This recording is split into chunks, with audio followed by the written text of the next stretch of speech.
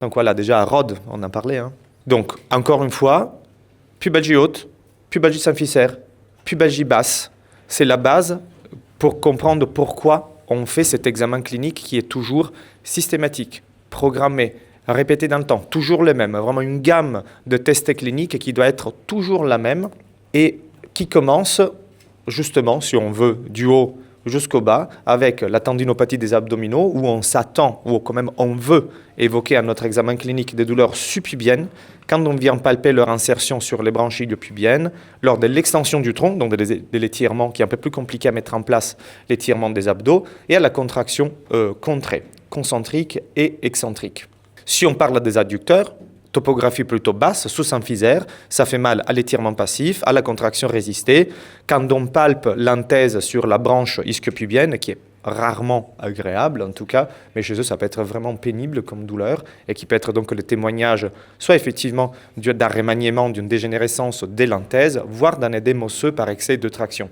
Et ensuite, l'arthropathie de la symphyse, une douleur plutôt en barre, vraiment centrale, centrée dès qu'on palpe l'interligne, dès qu'on a fait une distraction ou compression des crêtes iliaques, parce qu'indirectement, on va agir sur le bâillement de la syndesmose symphysaire, ou quand on mobilise les berges articulaires. Et parfois, c'est pas étonnant de trouver comme une festination, des mouvements excessifs, des diastasis, c'est vrai, propres des berges articulaires, notamment chez les footballeurs un peu vieillissants.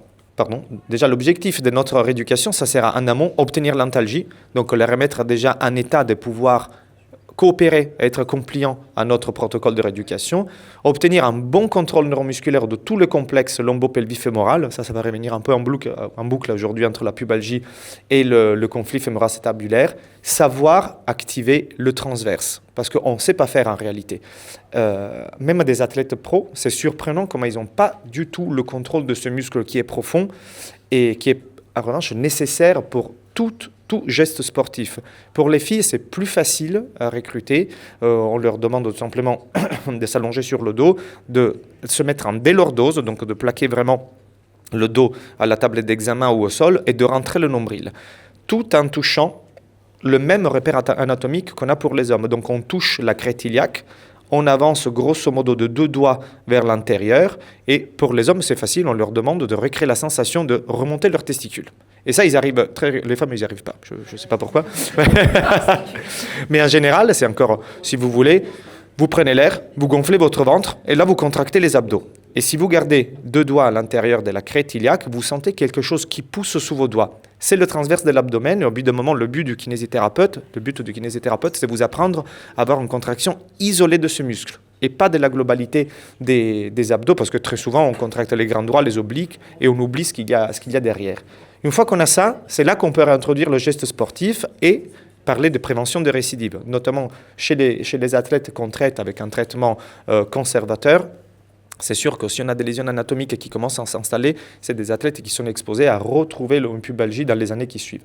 Et comment on surveille leur évolution ? Avec notre examen clinique qui se fait debout, avec nos tests fonctionnels qu'on a vus, qu'on va voir un peu en vidéo, et ensuite sur table. On part du bas vers le haut, on passe des adducteurs aux abdos et à la symphyse.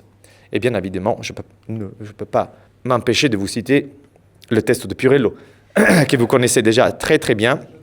Ça m'a mis un peu mal à l'aise, je vais l'appeler test de Roberto peut-être. Mais qui recrée un peu les contractions excentriques qu'on peut avoir lors de la pratique sportive.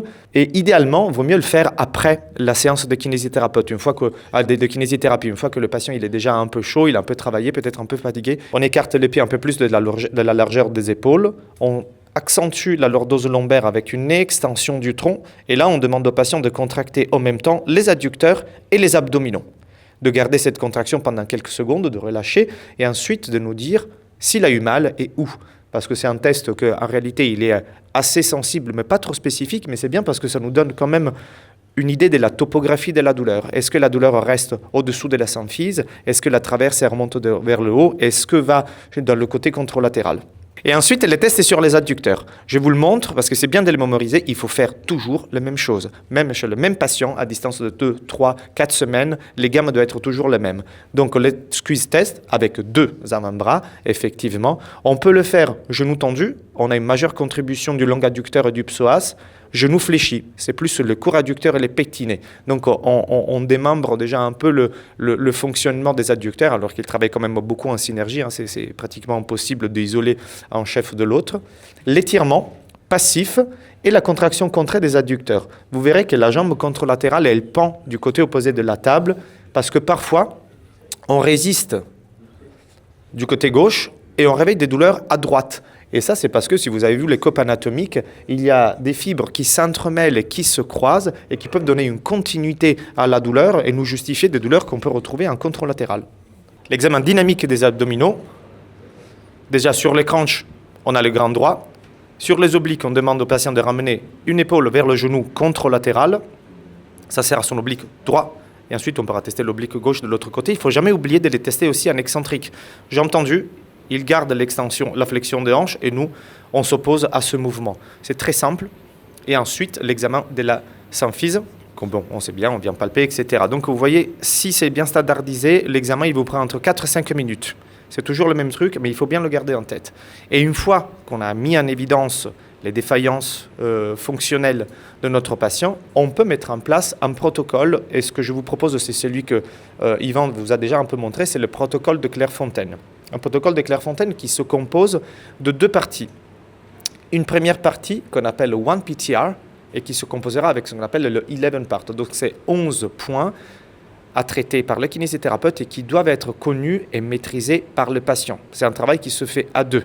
Donc c'est un travail qui comporte beaucoup d'éducation thérapeutique parce qu'il faut sensibiliser le patient à l'intérêt de cette routine qu'il devra mettre en place déjà pour essayer de guérir, et avec une partie qui sert à son activation musculaire et son warm-up pendant toute la saison et en pré-saison. Un patient qui a eu une pubalgie doit prévenir à tout prix une récidive. Et les 5 domaines de travail qu'il devra mettre en place, c'est renforcer le transverse de l'abdomen, travailler la mobilité des hanches, du bassin, développer et maîtriser ce qu'on appelle la core stability, donc ce locking, ce verrouillage de tout le complexe lombo-pelvif-femoral, et renforcer les adducteurs. Sur la vidéo, on peut y aller un peu vite, mais je vous ai mis un QR code. Pour avoir le lien, c'est sur YouTube. C'est gratuit et il faut le donner au patient parce que le kiné, il va le voir 2 ou 3 fois par semaine. Il va le corriger sur la mise en place des premiers exercices, mais ça sert à lui de faire ses devoirs à la maison et il y a de bons feedbacks visuels pour qu'il puisse les répéter chez lui. Et vous verrez, c'est un enchaînement de mouvements.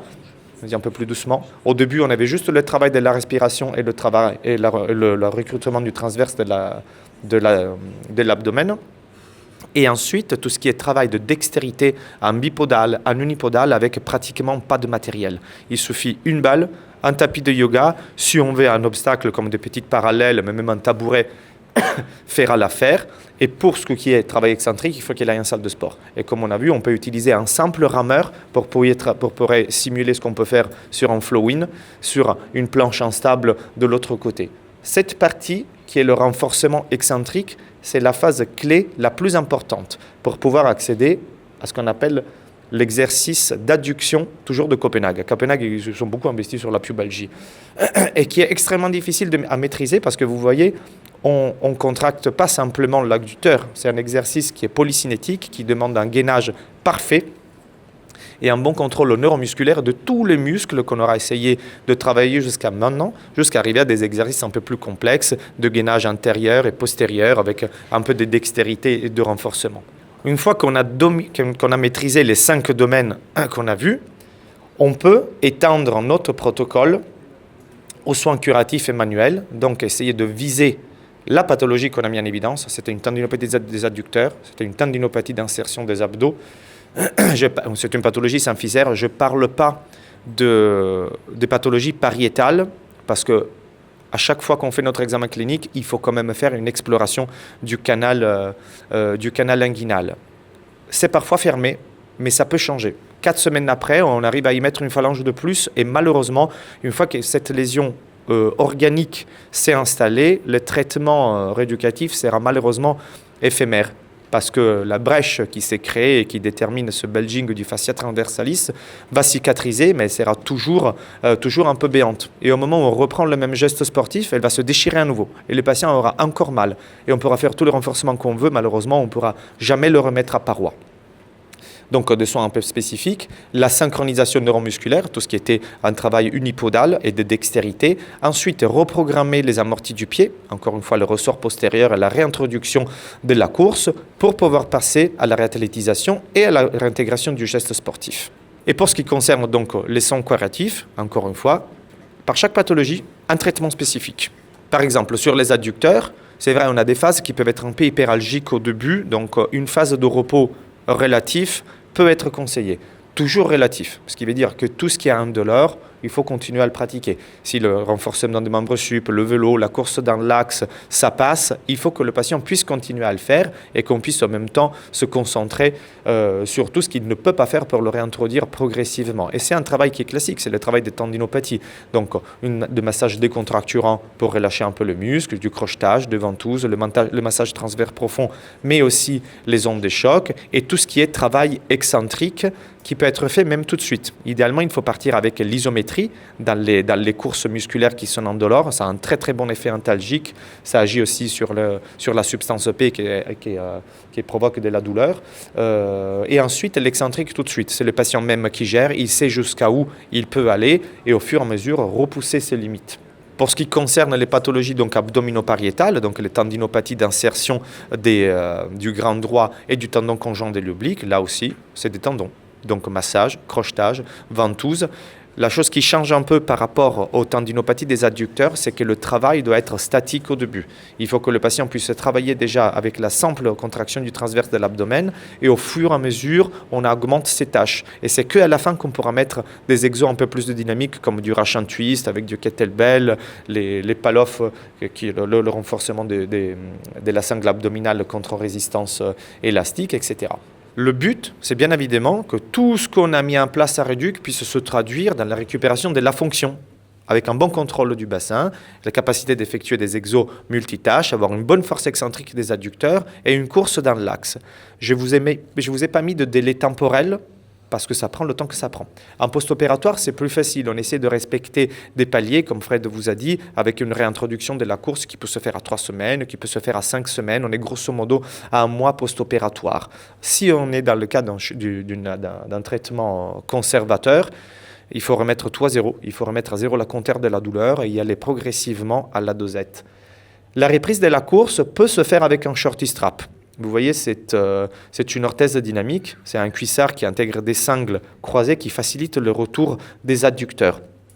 Ça sécurise aussi les patients. Ça peut être utilisé dans cette phase de reprise de course, mais je pense qu'il faut quand même sévrer rapidement les gens parce que ça devient facilement un nounou. Et il y a des joueurs qui ne peuvent pas s'empêcher de l'utiliser, même s'ils ont plus de douleur de groin pain, ils continuent à l'utiliser. Sauf qu'au bout d'un moment, le retour élastique, c'est aux dépenses de l'abduction, de la rotation externe. Donc on peut avoir au contraire une souffrance du moyen fessier et des autres glutéaux. Et l'exercice d'adduction de Copenhague, comme on a vu, d'abord l'intégrer avec un bras de levier court, c'est plus facile, c'est moins douloureux. Une fois que le patient commence à le maîtriser, on s'écarte progressivement, on rallonge le bras de levier et ça c'est vraiment compliqué à faire.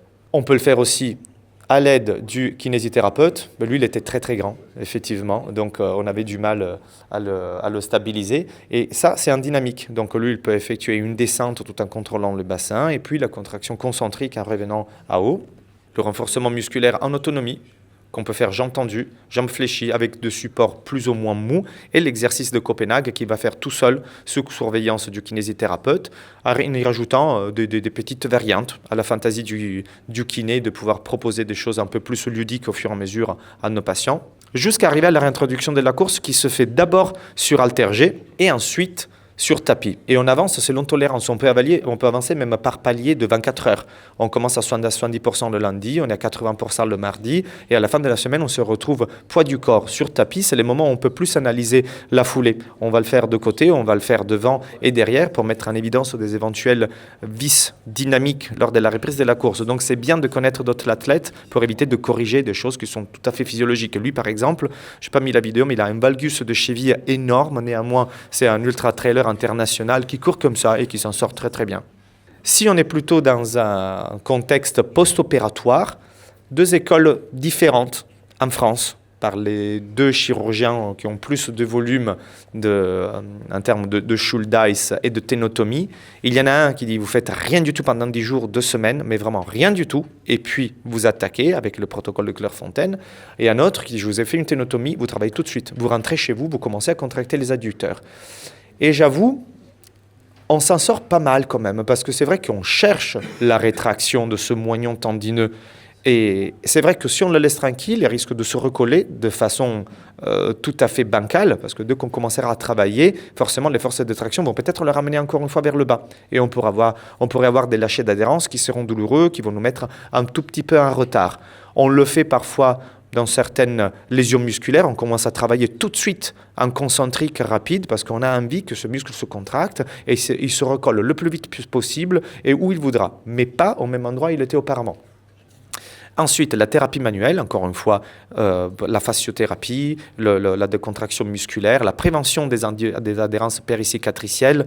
On n'en a pas beaucoup à niveau des Schuldeis, on en a vraiment pas mal à niveau des cicatrices des ténotomies sous symphysaire. Le vélo peut être introduit assez rapidement, déjà à la première semaine, à 10 jours, on peut commencer à en faire. On travaille les amplitudes de la hanche, tout ce qui est proprioception, les renforts d'abord segmentaires et ensuite globales, et on reprend la course grosso modo entre 4 et 6 semaines avec la charge progressive qu'on a vue. Et ensuite, à partir d'1 mois et demi, on augmente progressivement les charges. On peut commencer à y mettre des exos dérivés de l'haltérophilie. Ils sont fantastiques. On peut le faire à vide ou avec un manche à balai. Et éventuellement, si on veut commencer à charger progressivement selon la tolérance, ça demande de la dextérité, ça demande un contrôle parfait de tous les stabilisateurs du bassin. Donc l'haltérophilie, maintenant, c'est pour ça que vous la retrouvez dans tous les protocoles de pré-saison des différentes équipes, tous sports confondus. Et grosso modo, à 3 mois, on y va avec la réathlétisation, la course, la réintroduction de la balle, la frappe qui peut être déjà réintroduite entre le 2e et 3e mois. Avant, c'est un peu plus risqué d'avoir de frappe de l'intérieur du pied parce que justement, on sollicite pas mal les adducteurs. Mais grosso modo, à 3 mois, on balance le patient au staff technique. Et après, c'est un choix des techniciens de décider quand est-ce qu'ils pourront jouer avec un retour à la performance qui se fait aux alentours du 6e mois. Le retour au sport entre 3 et 4 et à la performance entre 6 mois et 7. Donc pour qu'on puisse réathlétiser, il faut que notre patient soit capable d'activer son transverse, donc de faire remonter ses testicules, d'avoir une bonne force segmentaire qu'on pourrait évaluer avec des dynamomètres du grand doigt, des obliques et des adducteurs, un bon contrôle excentrique des abdos et des adducteurs, effectuer de la course, des déplacements latéraux indolores et les shorty straps. Vaut mieux pas. Si on ne s'en sort pas après les 3 mois post-opératoires, c'est sûr qu'il va jouer toute la saison avec et ça va être compliqué après de soigner les tendinopathies qu'il va développer sur la face latérale de la hanche. Et pour ce qui concerne les résultats, ça confirme effectivement les résultats de nos collègues français. Même la littérature internationale nous montre un retour au sport global dans les 90% des cas, ce qui est effectivement une statistique tout à fait enthousiasmante. Le retour à la pratique, à la performance au même niveau préopératoire est très haut pour les Schuldeis isolés, on est à 92%. Beaucoup plus bas sur la ténotomie des adducteurs, effectivement, parce qu'on met du temps avant de pouvoir récupérer et les suites post-opératoires sont toujours un peu plus douloureuses. Et en cas de chirurgie combinée, grosso modo 89%. On peut avoir quelques compliques rares, par exemple la formation d'un hématome, mais bon, très rare. Les infections, encore plus rares. Des ruptures des adhérences, notamment suite à ténotomie des adducteurs. Les stats sont entre 15 et 25, c'est presque anecdotique, mais ça arrive même plus souvent d'en avoir, soit dans les premiers mois post-opératoires, soit au 3e mois, quand on commence à réintroduire justement la frappe et le jeu, on a une cicatrice tissulaire qui est encore un peu trop fragile, et c'est là qu'on peut avoir le lâchage de ce moignon tendineux, comme son cas, vous voyez, hop, et là, douleur brutale, il me dit je pense que je me suis cassé un truc, et effectivement le lendemain il a commencé à avoir son hématome qui a commencé à glisser, on s'est pris 10 jours dans la gueule et finalement c'était encore mieux après parce que le tendon il s'était rétracté, il était descendu encore plus et ça peut descendre de 2, 4, 10 cm et peu importe parce que les bilans isocinétiques qu'on fait rarement mais qu'on peut faire sur un axe frontal pour la force des adducteurs montrent à 2 ans, 3 ans une perte de force qui est négligeable, on est entre 8 et 10%, donc ça passe même pour les athlètes professionnels. Du coup, en conclusion, comme on a vu, le bilan clinique initial est le plus important pour pouvoir prévoir une rééducation ou une chirurgie à la carte. Et le même bilan clinique, c'est celui qu'on doit répéter à chaque fois pour monitorer l'évolution de nos patients, qui est aléatoire en cas de traitement conservateur, avec des délais qui peuvent être longs, mais des résultats à moyen et long terme qui peuvent être à court et à moyen terme qui peuvent être satisfaisants, mais aussi en post-opératoire, avec un retour au sport qui est excellent en termes de statistiques, aux alentours de 90-92%, tout en sachant que le patient devra intégrer l'éducation thérapeutique qu'on leur a fait en préalable et en post-opératoire tout du long de sa carrière.